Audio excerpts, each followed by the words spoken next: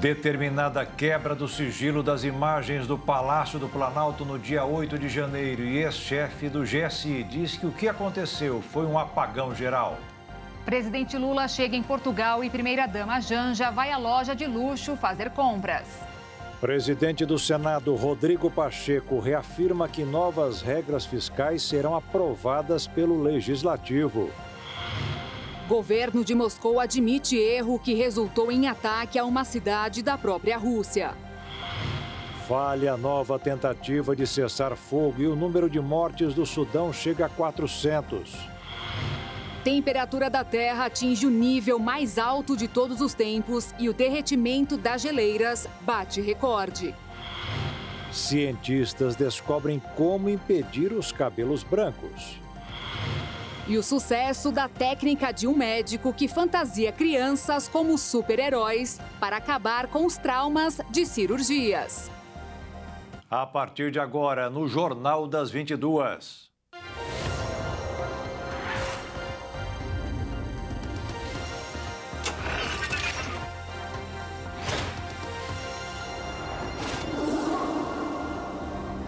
Olá, boa noite. Boa noite. O ministro Alexandre de Moraes do Supremo Tribunal Federal determinou nesta sexta-feira a quebra de sigilo e que todas as imagens do dia 8 de janeiro das câmeras de vigilância do Palácio do Planalto sejam entregues em até 48 horas. Também por determinação dele, a Polícia Federal ouviu hoje em Brasília o depoimento do ex-ministro do Gabinete de Segurança Institucional, Gonçalves Dias, que aparece nas imagens divulgadas essa semana. O ministro também determinou que a Polícia Federal colha os depoimentos em até 48 horas de todos os servidores do GSI que são identificados nas imagens internas do Palácio do Planalto, na data dos atos de 8 de janeiro. O objetivo da medida é avaliar condutas individuais. Moraes ainda mandou o ministro interino do GSI, Ricardo Capelli, enviar cópia da sindicância instaurada no órgão para a apuração das condutas dos agentes públicos civis e militares envolvidos nos atos. O ex-ministro do GSI, general Gonçalves Dias, prestou depoimento hoje à Polícia Federal sobre os atos do dia 8 de janeiro. Ele aparece nas imagens das câmeras do dia da invasão aos três poderes junto a manifestantes. Após a repercussão das imagens, o ministro do Supremo Tribunal Federal, Alexandre de Moraes, determinou que Gonçalves Dias fosse ouvido pela Polícia Federal para prestar esclarecimentos sobre o que ocorreu no Palácio do Planalto no dia 8 de janeiro. Na decisão divulgada na quinta-feira, Moraes também determinou que a PF identifique todos os militares que aparecem nas imagens e informe se eles já foram ouvidos. O depoimento do ex-ministro do Gabinete de Segurança Institucional durou pouco mais de 4 horas. Segundo informações divulgadas à imprensa, ele respondeu todas as perguntas que foram feitas pela Polícia Federal, em que afirmou que não teve qualquer responsabilidade, nem por omissão, nem por meio de uma ação, em relação ao que houve durante o ataque. O vídeo também mostra servidores do GSI cumprimentando e dando água para os vândalos. Gonçalves Dias disse que houve um apagão geral no sistema de informações da inteligência no dia 8 de janeiro. Afirmou ainda que no momento em que aparece nas imagens, estava gerenciando a crise, porque não podia prender todos os invasores sozinho. A Justiça Federal mandou soltar a suspeita de aliciar o esquema de envio de droga para a Alemanha com troca de etiquetas de malas no Aeroporto Internacional de Guarulhos, em São Paulo. Segundo a defesa de Carolina Helena Penacchiotti, de 35 anos, até o momento não houve uma acusação formal e não há elementos que justifiquem a manutenção da prisão preventiva. A decisão da 6ª Vara Federal de Guarulhos contraria o pedido da Polícia Federal e parecer do Ministério Público Federal. Segundo as investigações, Carolina aliciava funcionários do aeroporto para participar do esquema. No total, 7 funcionários foram identificados e presos em São Paulo. O ministro Alexandre de Moraes pediu vista e interrompeu o julgamento no Supremo da ação que pedia a volta da contribuição assistencial de trabalhadores não sindicalizados. O placar estava em 3-0. Além do relator Gilmar Mendes, votaram a favor os ministros Luiz Roberto Barroso e Carmen Lúcia. A taxa, que é diferente do imposto, é usada para custear as atividades dos sindicatos e foi considerada inconstitucional pelo próprio STF em 2017. Com o pedido de vista, não há data para a discussão do assunto ser retomada. O WhatsApp está fazendo as pessoas trabalharem cada vez mais. Com o avanço da tecnologia, é comum que muitas pessoas fiquem conectadas ao ambiente de trabalho, mesmo nos dias de folga. Presente em 99% dos celulares brasileiros, o WhatsApp é uma das principais ferramentas para a comunicação entre colegas de trabalho. Se antes era possível esbarrar em alguém somente quando se compartilhava o mesmo ambiente de trabalho, agora a disponibilidade é ilimitada. Pedir uma informação leva somente alguns segundos, independentemente do momento de segunda a segunda. Com a popularização da plataforma, colaboradores de diferentes empresas passaram a criar grupos para o compartilhamento de informações e arquivos, de forma mais rápida e prática do que o antigo e-mail corporativo. Os avisos foram transferidos para um aplicativo instalado nos equipamentos privados dos funcionários. Portanto, podemos dizer que o ramal do escritório agora fica no bolso. Porém, essa facilidade de conversar com colegas de trabalho tem seus custos. Pelo menos 30% dos profissionais afirmam sentir pressão para estar disponível o tempo todo no trabalho, segundo uma pesquisa realizada pela Fundação Getúlio Vargas. No aplicativo é impossível definir um intervalo de horários para receber mensagens de pessoas ou de grupos específicos. Esse problema está ligado diretamente à valorização excessiva ao trabalho e às falhas na cultura organizacional das empresas. Muito disso se refere também à praticidade. Mesmo que algum colega de trabalho tenha dificuldade com o uso da tecnologia, se há uma ferramenta que ele provavelmente sabe utilizar, é o WhatsApp. Os problemas do aplicativo vão além do incômodo fora do horário de trabalho. Receber mensagens pessoais no mesmo local onde se lida com questões profissionais podem interferir na produtividade, além de embaralhar as regras de comportamento no ambiente corporativo. Além disso, o WhatsApp é muito utilizado em micro e pequenas empresas, onde a utilização de softwares corporativos podem ser inviáveis, já que o aplicativo do Grupo Meta é gratuito e oferece os recursos básicos para a comunicação, que são essenciais para diversas companhias. A temperatura média global ficou 1,15 graus Celsius acima da era pré-industrial. O índice preocupa, pois é muito próximo de 1,5 graus Celsius, meta para 2030 considerada limite seguro. Mesmo antes dos dados serem divulgados, a agência da ONU já havia divulgado que o mundo não estava nem perto do nível e do ritmo das reduções de emissões de metano, necessárias para conseguir limitar a elevação das temperaturas na Terra. O aumento da temperatura fez com que o ano passado fosse um dos mais quentes de toda a história. E tudo isso tem uma explicação: o aumento contínuo das concentrações de gases de efeito estufa e o acúmulo constante de calor.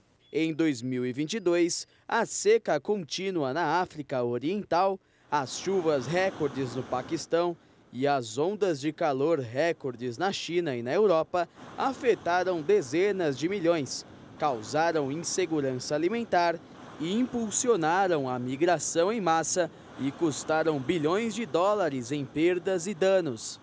Segundo os cientistas, esses já são reflexos do aquecimento global, que trará graves consequências ao planeta, com impactos ambientais e sociais, como o aumento dos níveis do mar, ondas de calor e desertificação. Além disso, a média global chegar a 1,15 graus Celsius acima da era pré-industrial deixa o mundo muito próximo da margem segura das mudanças climáticas, de 1,5 graus Celsius, aumento máximo da taxa média de temperatura global definido para este século, para evitar as consequências da crise climática provocada pelo homem por causa da crescente emissão de gases na atmosfera.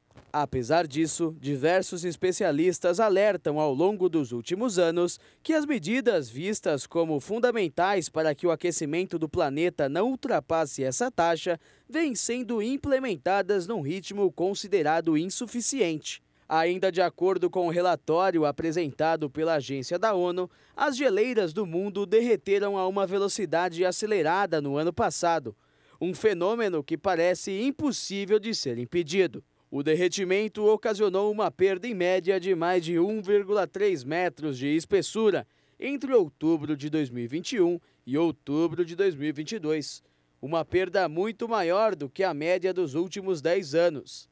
E desde 1970, as geleiras perderam cerca de 30 metros de espessura. O nível do mar também atingiu recordes, com uma elevação média de quase 5.000 milímetros por ano entre 2013 e 2022, o dobro de entre 1993 e 2002. Temperaturas recordes também foram registradas nos oceanos, onde termina cerca de 90% do calor retido na Terra pelos gases do efeito estufa. Segundo especialistas e estudiosos, isso determina um grande risco para o futuro mundial. E a seguir, o presidente do Senado, Rodrigo Pacheco, reafirma que novas regras fiscais serão aprovadas pelo Legislativo. E ainda, presidente Lula chega a Portugal e primeira-dama Janja aproveita para fazer compras em loja de luxo.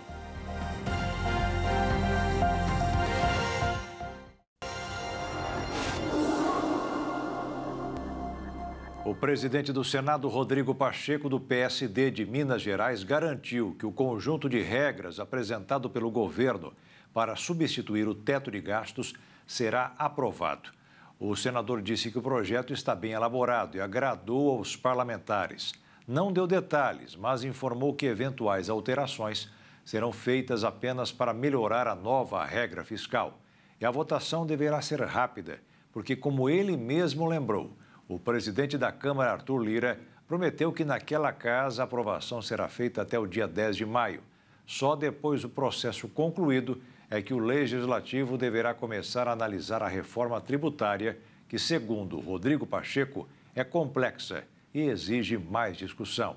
E ele foi enfático ao garantir que a instalação de uma comissão parlamentar mista de inquérito sobre os atos de 8 de janeiro não vai atrapalhar as votações. A leitura para a instalação da CPMI entre deputados e senadores está prevista para a próxima quarta-feira. O presidente do Banco Central, Roberto Campos Neto, defendeu hoje a atual política monetária, que é alvo de constantes ataques do atual governo. Segundo ele, as decisões são técnicas e não políticas. E durante evento com políticos e empresários em Londres, na Inglaterra, Campos Neto disse que se o Comitê de Política Monetária não tivesse aumentado a Selic para 13,75% ao ano, a inflação estaria em 10%, o que obrigaria o Banco Central a subir os juros para quase 19%. Aí sim, o país entraria em recessão. O presidente Lula chegou nesta sexta-feira em Portugal para a sua primeira visita oficial ao país após a sua posse. Lula vai participar de uma cerimônia no domingo na Praça do Império e depois vai se encontrar com o presidente português Marcelo Rebelo Sousa.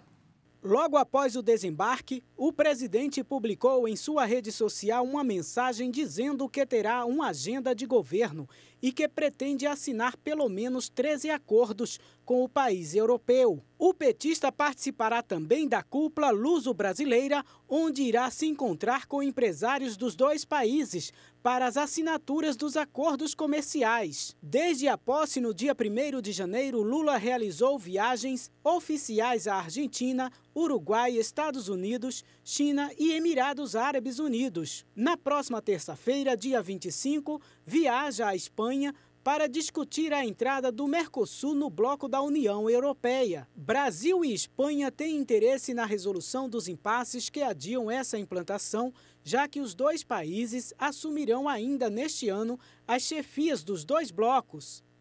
O acordo Mercosul-União Europeia é negociado desde 1999. 20 anos depois do início das conversas em 2019, os blocos finalizaram as negociações comerciais e um ano depois, os chamados aspectos políticos de cooperação. Desde então, o acordo está em fase de revisão.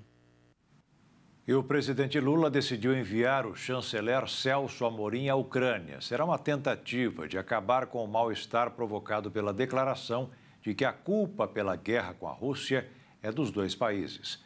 O presidente Volodymyr Zelensky chegou a convidar Lula para visitar Kiev e conhecer a realidade dos fatos. Segundo Márcio Macedo, ministro da Secretaria-Geral da Presidência da República, ainda não foi marcada a data para a viagem de Celso Amorim. Um projeto idealizado pelo Instituto Brasil Solidário, chamado Vamos Jogar e Aprender, ajuda escolas a inserir e trabalhar conceitos como poupança e investimento com alunos dos ensinos fundamental e médio. Mais de 1 milhão já tiveram contato com jogos de tabuleiro e alcança hoje escolas de todo o país e da América Latina. O projeto, que nasceu em salas de aula no Ceará em 2016, está presente em 3,5% das escolas da rede pública brasileira, em mais de 300 municípios do Oiapoque, no Amapá, ao Chuí, no Rio Grande do Sul. Para colocar os jogos em prática, foi realizada uma experimentação com 20 mil alunos no Ceará. Em 2019, chegou ao Chile e em 2021 à Colômbia, mantendo a mesma estrutura, fazendo apenas algumas adaptações. Alinhados à Base Nacional Comum Curricular, que em 2019 tornou a educação financeira obrigatória em todas as escolas, os jogos estimulam também o empreendedorismo entre os estudantes. Escolas indígenas também têm observado benefícios no uso dos jogos em sala de aula e, segundo o Instituto, um dos diferenciais dos jogos é que eles vão além do ambiente escolar, porque os alunos levam conhecimento para os pais, amigos e parentes. O projeto é financiado por empresas que promovem iniciativas ESG, sigla em inglês para práticas sociais, ambientais e de governança, e é gratuito para escolas. A expectativa é levar para mais países em breve. Novas escolas podem pedir para receber o projeto Vamos Jogar e Aprender no site do Instituto Brasileiro Solidário. Com a adoção do modelo híbrido ou só home office por muitas empresas do Brasil pós-pandemia, foi feito um levantamento para saber qual seria a preferência dos trabalhadores caso precisassem voltar ao modo anterior, 100% presencial. Realizado pela consultoria Robert Half, a pesquisa mostrou os seguintes resultados. 24% afirmaram que essa escolha é determinante e que não seguiriam na mesma empresa. 33% disseram que a flexibilidade ao trabalho 100% presencial é relevante, mas não totalmente decisiva. Cerca de 57% disseram estar dispostos a procurar um novo emprego caso a empresa atual decida voltar integralmente ao modelo presencial. Outros 74% responderam que desejam trabalhar em um modelo híbrido ao longo do ano, sendo 41% querem ter flexibilidade para decidir quais e quantos dias vão ao escritório. 33% preferem que a empresa tenha uma distribuição pré-definida de quais serão os dias de trabalho remoto e presencial. Já entre os profissionais que estão em busca de recolocação, 78% gostariam de contar com um modelo de trabalho híbrido, mas só 16% afirmaram que deixariam de aceitar uma proposta se a empresa não oferecesse essa flexibilidade. Menos atraso na entrega e mais dificuldade para receber o dinheiro de volta quando a compra é cancelada. Um levantamento feito pelo Reclame Aqui, canal de reclamações de consumidores contra empresas, a respeito das maiores queixas dos últimos 5 anos, apontou uma mudança importante no perfil dos problemas enfrentados pelos compradores.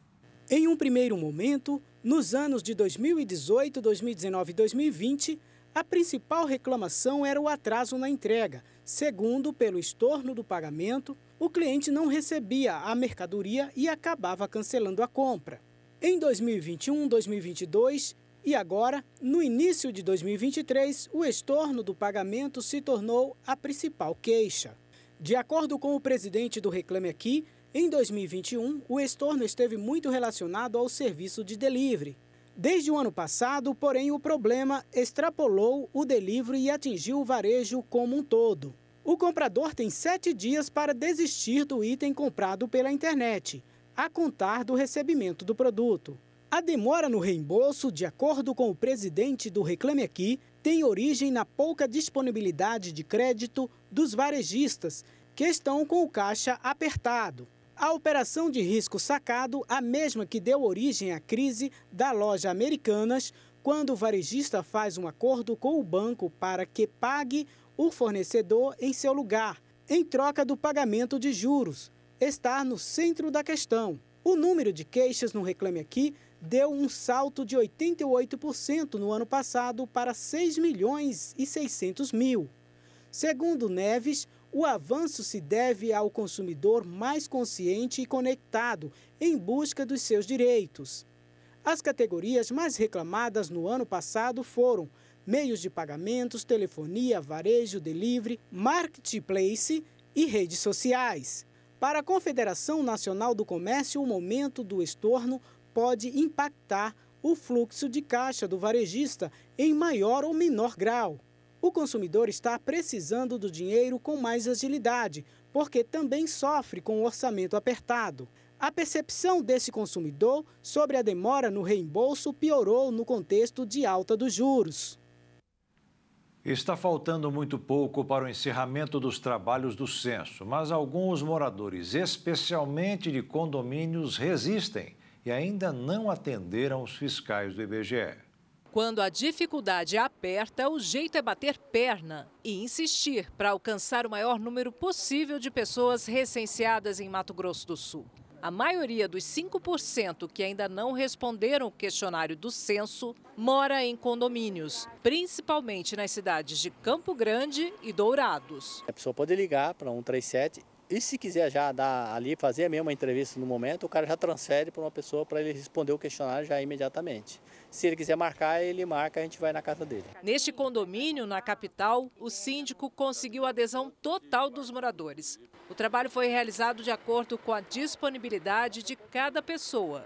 Nós tivemos do IBGE uma pessoa já preparando a vinda do recenseador. Certo? Diante disso, nós preparamos a portaria para que facilitasse o recenseamento. Porque a condomínio é meio complicado por causa de horário de todo mundo, né? Mas foi um sucesso, não teve problema nenhum. Neste outro endereço, as tentativas continuam. Tem gente que faz constantes viagens, por exemplo, e até agora não foi encontrado para responder. Ricardo é o porteiro do condomínio e, como cidadão, dá o recado sobre a importância desse esforço do IBGE e não deixar ninguém para trás. Cada 10 anos vem, né, ver o que mudou, o que melhorou para a população, né, e entre si, então a gente abre as portas para ver o que está acontecendo, se o Brasil está mudando, né. Pelo menos em Mato Grosso do Sul, somos até agora 1.600.000, a maioria mulheres. Lembrando que o censo 2022 ainda será oficialmente divulgado. Está faltando muito pouco, eu acredito que agora em maio, ou então mais tardar em junho, já esteja tudo pronto. E veja a seguir, governo de Moscou admite erro que resultou em ataque a uma cidade da própria Rússia. E veja também, falha nova tentativa de cessar fogo, o número de mortes no Sudão chega a 400.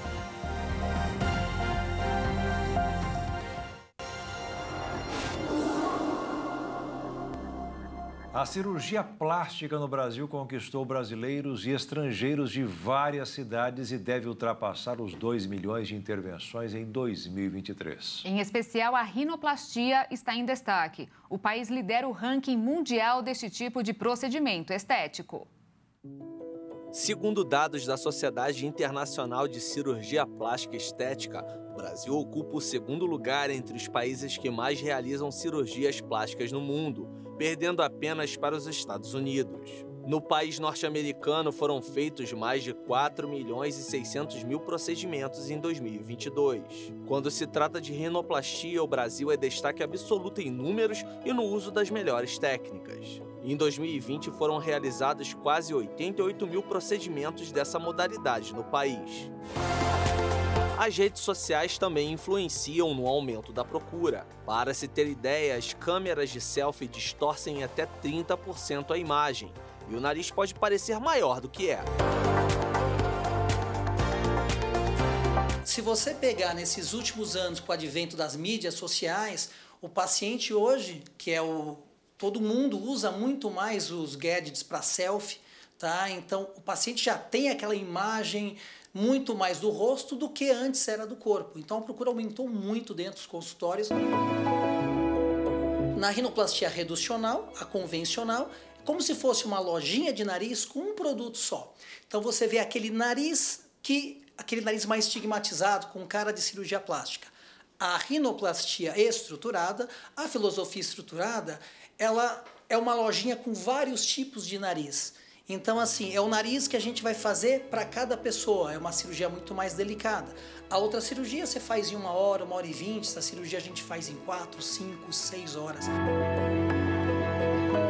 E aproveitando a oportunidade, eu pedi que o Dr. Eric também me examinasse e desse algumas dicas a respeito do meu nariz. Será que eu vou precisar de um nariz novo? Vamos conferir.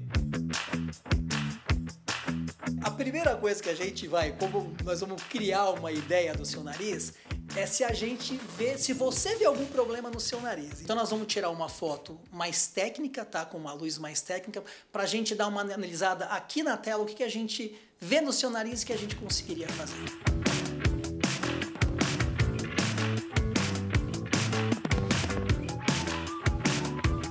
Para a gente dar aquela definição das linhas dorsais do nariz de frente, aquelas linhas de luz, a gente vai ter que deixar esse ângulo um pouco mais marcado aqui perto, retificar esse dorso aqui, mudando o ângulo dele para a pessoa saber, ó, aqui é o dorso, aqui é a ponta. E subir um pouquinho essa curvatura do nariz, amenizando, para ela não encontrar com esse sulco nasogeniano, que é esse sulco que acaba envelhecendo a gente com o tempo.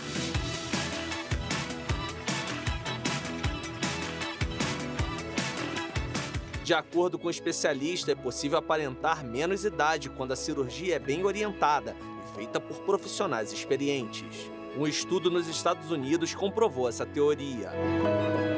As pessoas dentro do meio social dela, que não sabe que foi operado o nariz, achando a pessoa mais nova, tá? Eles também fizeram com pessoas aleatórias e todo mundo sem saber que foi feita uma rinoplastia, mostrando que essa pessoa aparece mais jovem, 3 a 5 anos, tá? Então isso daí é muito bacana. O nariz, ele tá no centro do rosto, né? Então assim, as modificações dele com o tempo, o envelhecimento da face, o nariz é uma estrutura que muda muito a anatomia dele com o envelhecimento e ele denota algumas coisas que faz você parecer mais velho.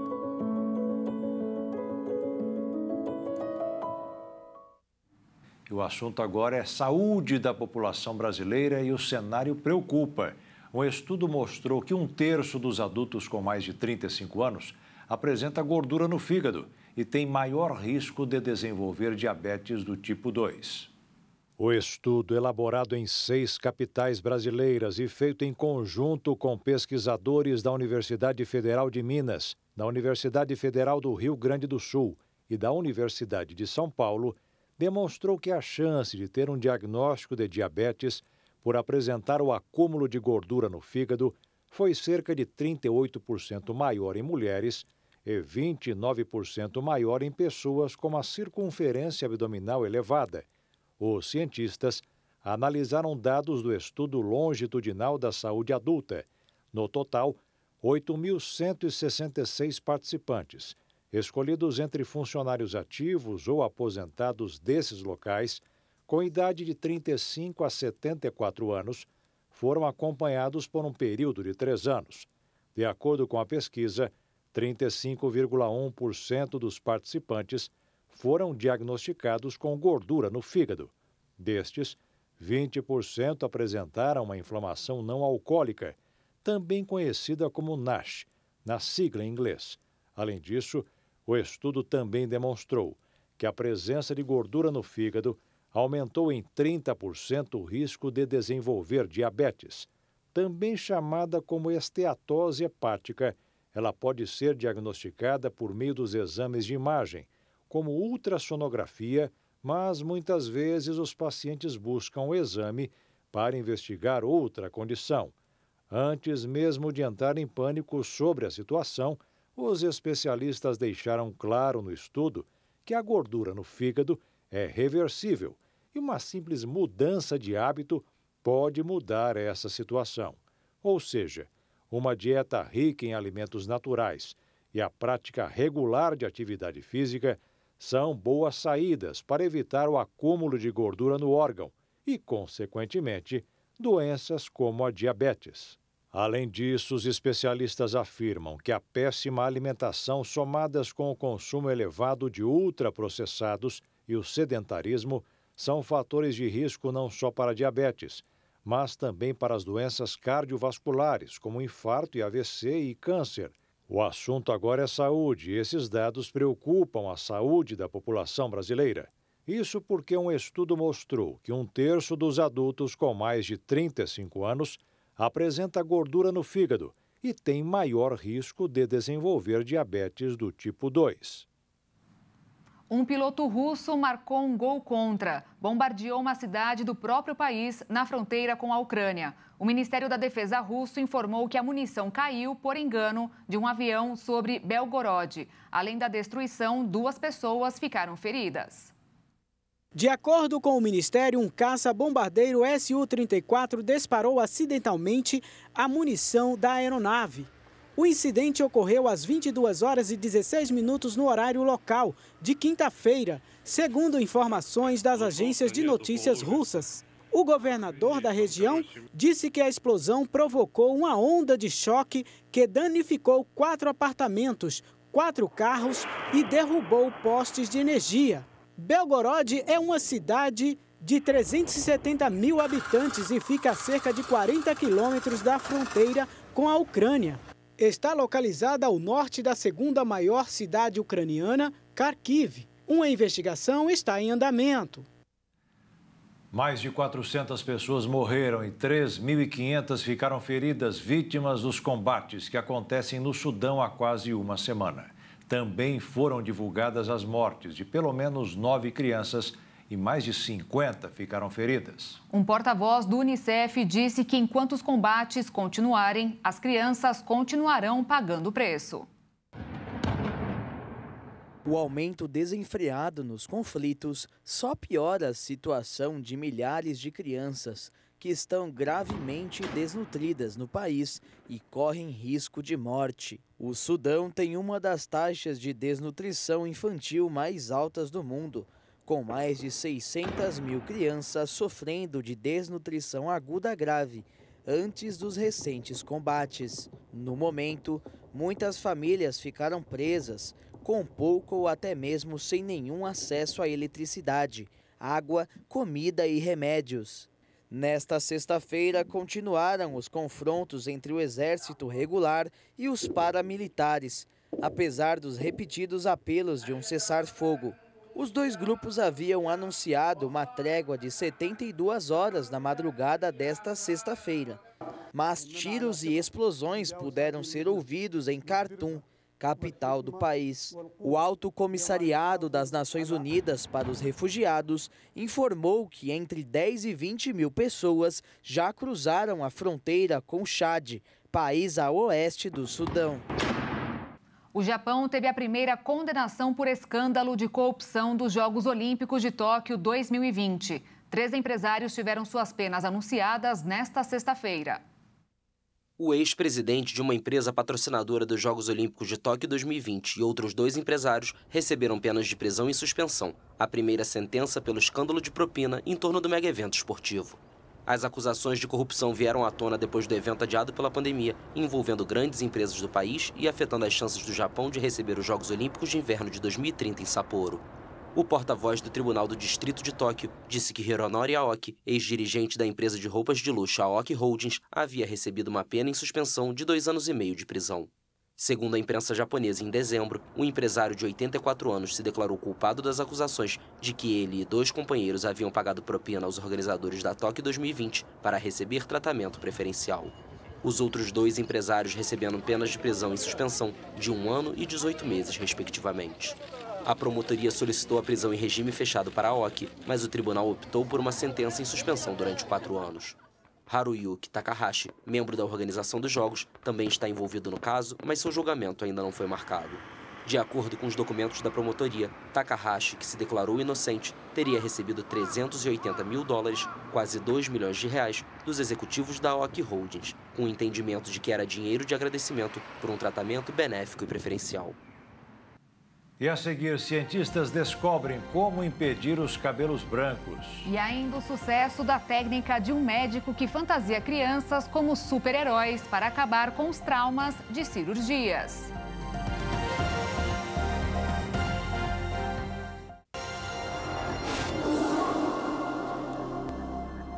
Estamos de volta e agora sim com a reportagem que chamamos no bloco anterior, que deu um probleminha, já está pronta. De cada 10 estudantes, apenas 6 concluem o ensino médio no Brasil. Um problema que compromete a qualificação profissional e a geração de renda.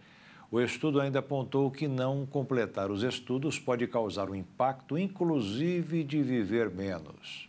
O levantamento feito pela Firjan SESI mostrou que a evasão escolar no Brasil, que é o abandono da escola por qualquer motivo, apresentou uma taxa pior do que a do México, Costa Rica, Colômbia, Portugal e muito inferior ao Chile. Todos os anos, 500 mil brasileiros com mais de 16 anos deixam a sala de aula. Abandono que traz consequências tanto na vida pessoal como na economia do país. O estudo comparou, por exemplo, que se o Brasil tivesse a mesma taxa de evasão do Chile, o ganho anual seria de 135 bilhões de reais. Foi apontado que entre os mais pobres, o percentual de jovens entre 20 e 24 anos que concluíram o ensino médio é de 46%. Já entre os mais ricos, sobe para 94%. Ou seja, conforme a renda aumenta, o abandono escolar diminui.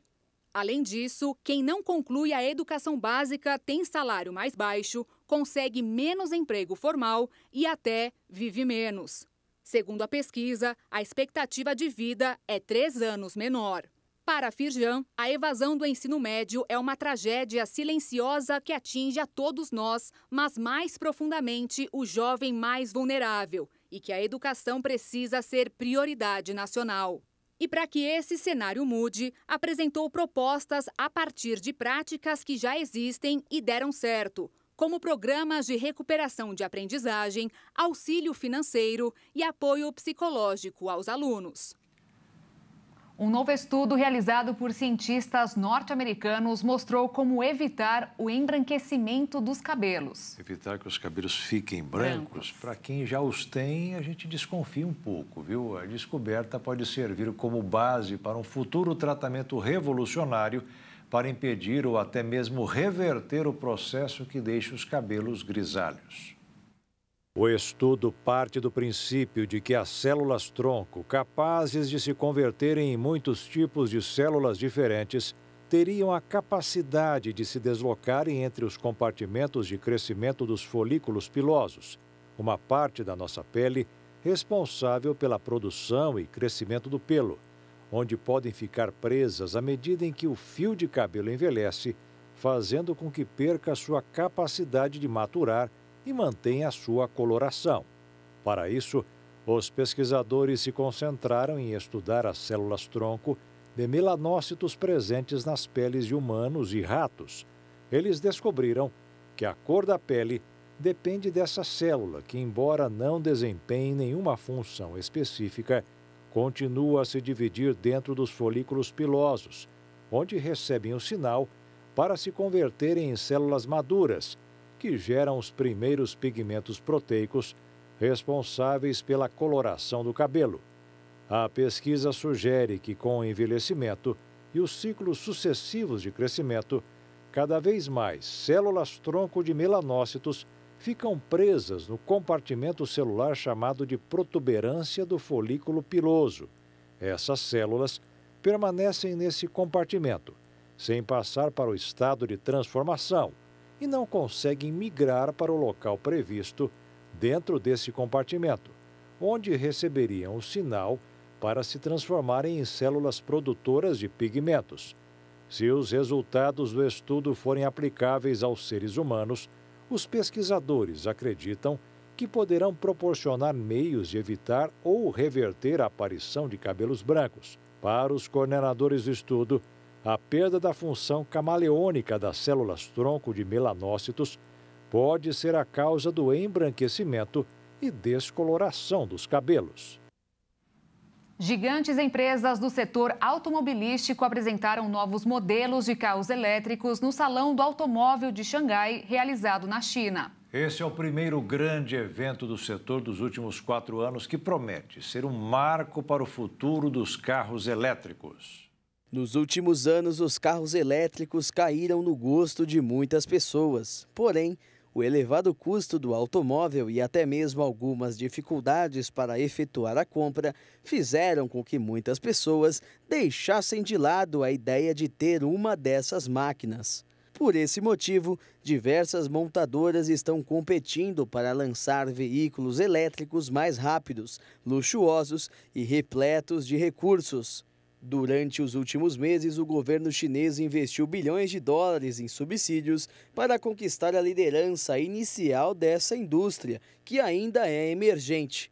Os consumidores chineses, maior mercado automotivo do mundo, compraram quase 5,5 milhões de veículos puramente elétricos no ano passado, cerca de 2/3 do total global de 8 milhões, além de outros 1,5 milhão de híbridos. Nesse ano, diversas montadoras mostraram novos modelos considerados inovadores para o setor. A Volkswagen, por exemplo, exibiu 28 modelos, metade deles eletrificados. A maior aposta da montadora alemã é o modelo ID.7, que promete chegar a 700 quilômetros com apenas uma carga. Já a BMW levou para a feira apenas veículos eletrificados. Os principais deles são o i7 M70L e o XM Red Label. E o modelo M760LE foi exposto na China pela primeira vez. Agora, a marca chinesa de veículos elétricos de luxo, NIO, que compete com a Tesla no segmento premium do mercado, exibiu seu mais recente SUV, o ES6. Ele promete um alcance de 610 quilômetros com uma carga só. Já a Toyota, por sua vez, revelou 2 novos modelos em sua linha BZ de veículos com emissão zero. Já a Nissan exibiu seu carro conceito conversível elétrico Max-Out. E hoje é comemorado o aniversário da nossa capital federal. Em 2023, Brasília completa 63 anos, com uma linda festa e com shows de graça para o público. Mesmo antes de ser inaugurada no dia 21 de abril de 1960, Brasília foi batizada como a capital da esperança. Hoje, são mais de 6 décadas de história de uma das principais cidades brasileiras. Além do peso de ser a capital do Brasil, a cidade também é conhecida por sua arquitetura planejada e por belezas naturais como seus ipês, o pôr do sol e pelo céu. A arquitetura do plano piloto, com seus prédios mais baixos, também facilita a visão do céu. O aniversário de 63 anos de Brasília, o primeiro pós-Covid-19, vai reunir uma verdadeira maratona de atrações e shows gratuitos. Os eventos começaram nesta sexta-feira e vão até domingo, dia 23 de abril. A lista de espetáculos vai do rock ao sertanejo, música popular, samba, orquestra sinfônica e muita animação. As comemorações vão contar com oficinas, contação de histórias, debates e muitas outras atrações. O local escolhido para a maior parte das apresentações é a Torre de TV, um dos principais cartões postais da cidade e fica bem no coração da capital.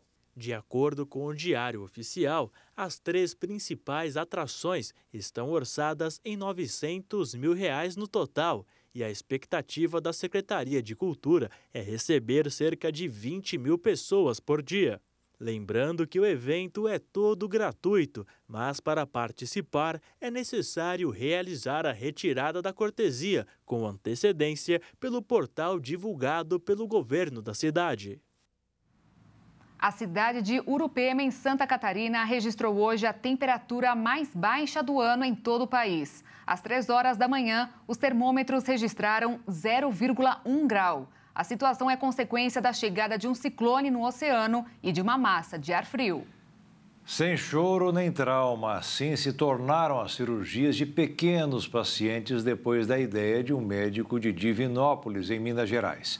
O otorrino conseguiu transformar o medo em diversão. Pode até parecer estranho, mas os pequenos heróis na sua tela são pacientes mirins, prestes a entrar em cirurgia.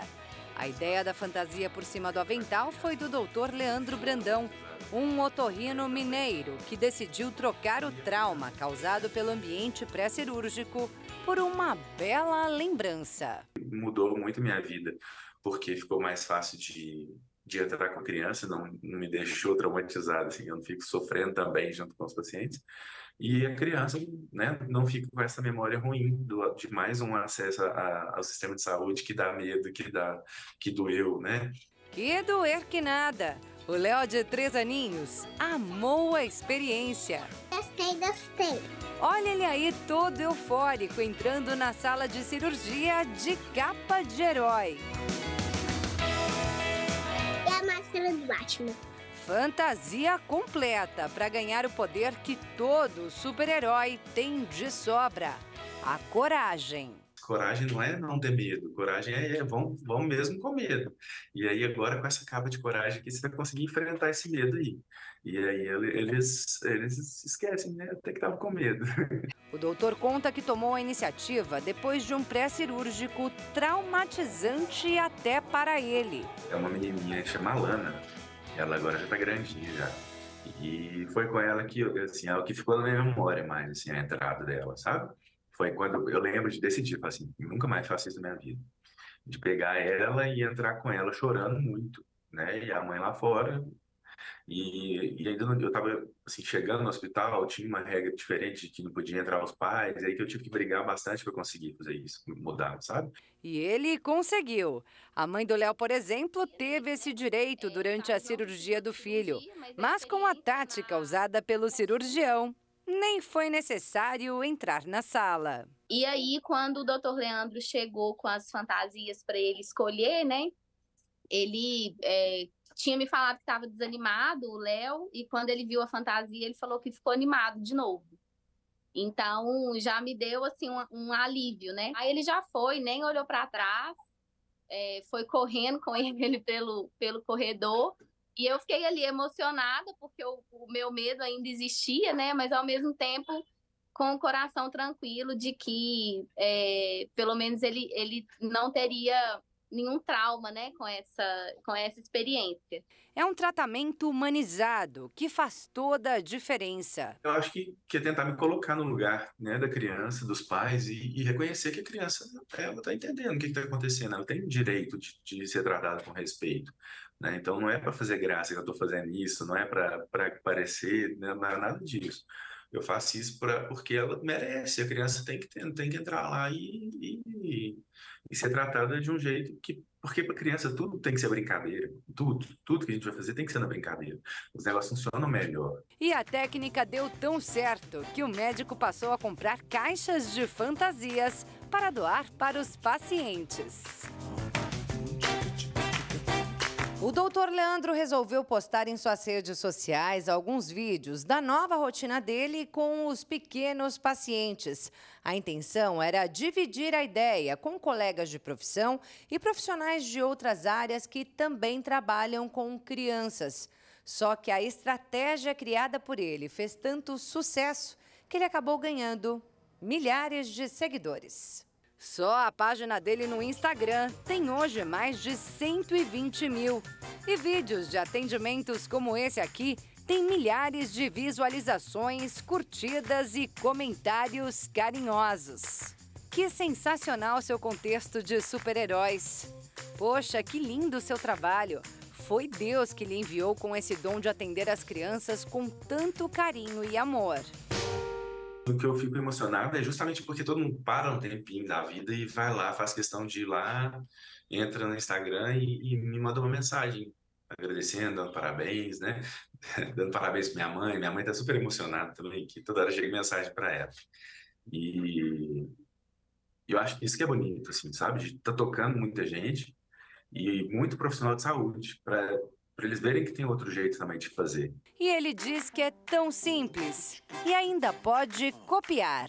Teve um colega que me perguntou se podia fazer isso, porque, pelo amor de Deus, o único motivo de eu ter postado é para que outras pessoas vejam que dá para fazer diferente, né? Então, quanto mais a gente fizer isso, melhor, né? Às vezes inventam outra brincadeira ou faz igualzinho, da mesma pessoa compra mesmo, não tem problema, não importa.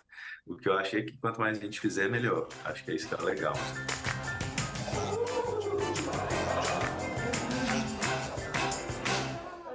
E o Jornal das 22 termina aqui. Obrigada pela sua companhia. Um ótimo fim de noite e fim de semana para você. Se cuida e até segunda. Boa noite e fique na paz. Tchau.